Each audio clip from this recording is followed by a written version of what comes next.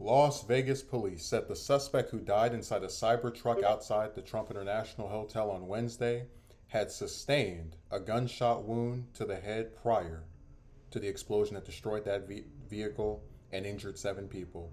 Las Vegas Sheriff Kevin McMahill released more information about the explosion in the press conference Thursday, saying that inside the Cybertruck, authorities found fuel, fireworks, 2 semi-automatic firearms, identification that belonged to 37-year-old Matthew Levillsburg of Colorado Springs, Colorado.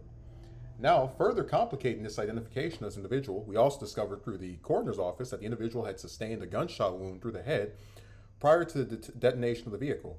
McMahill said one of the two gunshots, both of which were registered in one of the two guns, both of which were registered in Livelsburg's name, was found near the driver's feet in the Cybertruck.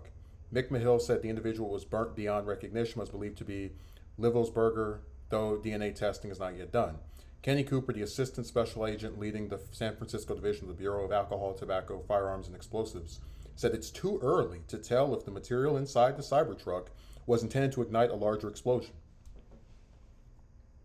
The level of sophistication is not what we would expect from an individual with this type of military experience, Cooper said.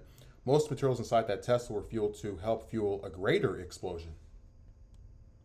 An Army spokesperson confirmed to The Hill that Livelsburg was a master sergeant who served active duty in the Army from January 2006 to March 2011. He then joined the National Guard, followed by the Army Reserve. After the explosion, police tracked the rented Cybertruck's movements through Tesla charging stations across Colorado, New Mexico, and Arizona. The investigation is ongoing and no motive is currently known. The explosion raised concerns of political violence and political connection to a terror attack in New Orleans that occurred just hours earlier. A man identified, we already covered that yesterday. Trump has responded to this along with the incident in New Orleans by saying that this is all having to do with just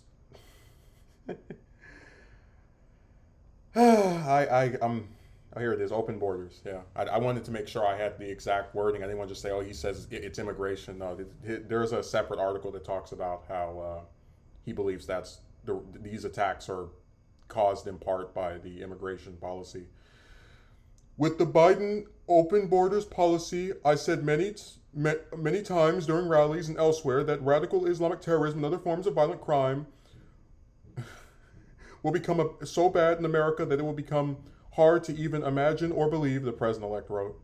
The time has come, only worse than ever imagined. Joe Biden is the worst president in the history of America, a complete and total disaster, he added.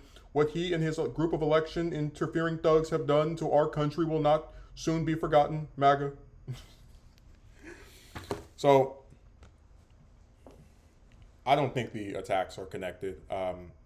We've had instances of mass shootings happening like back to back across the US with its 300 million people and them not being connected, where we just have so many guns that are easy to get for crazy people that they just go out and do stuff. And New Year's is I don't want to say it's a cornerstone to do this kind of thing on, but it's one of those things where a person seeking to harm as many people as possible knows that people are almost certainly going to be in larger congregations than they normally would be during celebrations to reign in the new year, right? And you have in New York City, you have just different places where it's a common thing for when it hits January 1st, everybody's out dancing and celebrating. So I think this was just another example of someone plotting to do something evil on New Year's, and then it just by happenstance takes place a few hours before or after some other person planning on doing something evil. I mean, like, the immigration stuff just makes me roll my eyes because it's like most of the crimes committed in the U.S. are by people who were born here.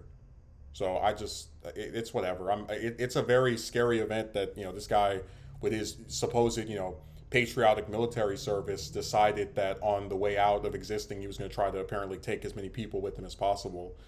Because you really can't tell what the motive would be if someone like that, right, who's in the military, had some career that was apparently successful, where he kept getting promoted repeatedly, and then he just decides to destroy his car and possibly some buildings, and it doesn't make any sense. And a lot of this stuff, I hope they do their investigation.